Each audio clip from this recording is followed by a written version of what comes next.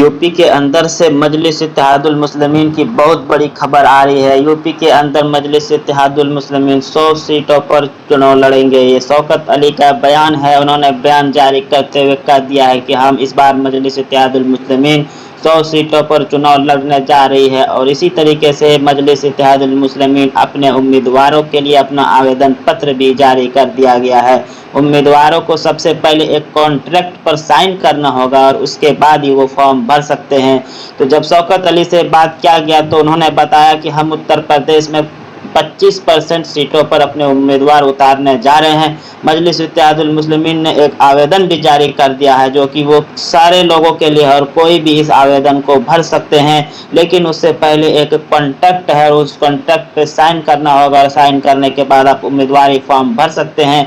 उसके बाद शौकत अली ने ये बताया कि वहाँ के हैदराबाद से एक टीम आएगी और वो टीम यहाँ पे सर्वे करेगी, जायजा लेगी और वहाँ के अवाम के लोगों के अंदर जायजा लेगी कि जो लोग फॉर्म भरे हैं उसकी क्या खासियत है और वो उसके सामाजिक में क्या काम किया है, समाज में वो कितना लगा हुआ है और लोगों के प्रति कितना जागरूकता है और लोग उसको कितना जानते हैं, कितनी मकबूलियत है। इन सारे चीज़ों को देखते हुए अगर कोई अच्छी लगेगी तो हमारे टीम, हमारे पार्टी उस पर फैसला लेगी और आने वाले दिनों में मजलिस इत्तेहादुल मुस्लिमीन को एक अच्छा कैंडिडेट मिलने की संभावना है। और उनसे पूछा गया कि कल से आप क्या करने जा रहे हैं, तो शौकत अली साहब ने बताया कि अभी हम वेस्ट यूपी जा रहे हैं और वहां पर 10 दिनों का दौरा है। वहां पर हम हर एक विधानसभा, ब्लॉक और गांव के प्रधान से मिलकर वहां पर समीक्षा लेंगे कि वहां की क्या स्थिति है। और खास करके शौकत अली ने यह भी बताया कि हम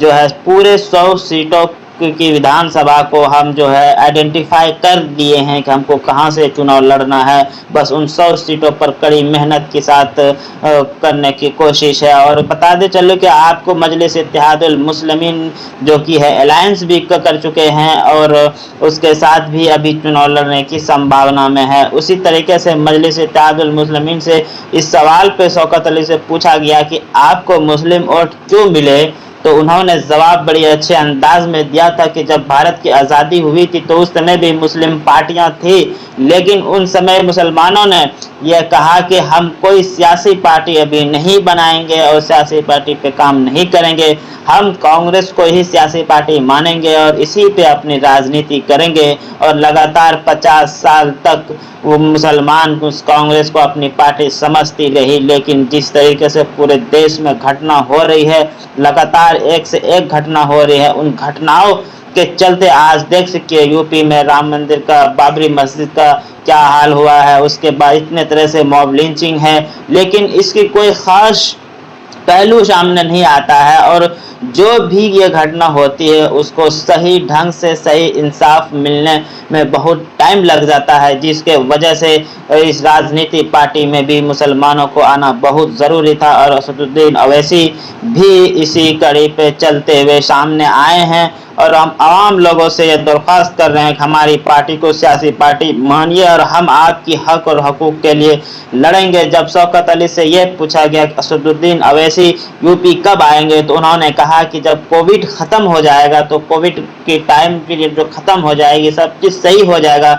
असदुद्दीन अवैसी बिल्कुल बेताब है यूपी आने के लिए और यूपी में अपना चुनाव लड़ेंगे। इस तरीके से मजलिस इत्तेहादुल मुस्लिमीन पूरे के पूरे 100 सीटों पर चुनाव लड़ने जा रही है। बहुत बड़ी खबर है। और उन्होंने उम्मीदवारी लिस्ट भी जारी कर दिया है, उम्मीदवार की फॉर्म भी जारी कर दिया है, लेकिन फॉर्म भरने से पहले कॉन्ट्रैक्ट भी साइन करना होगा, जिसके बाद जितनी भी उम्मीदवार वहां पे उसको फॉर्म भरेंगे, सारे उम्मीदवारों को आवेदन को एक्सेप्ट किया जाएगा। उस आवेदन पे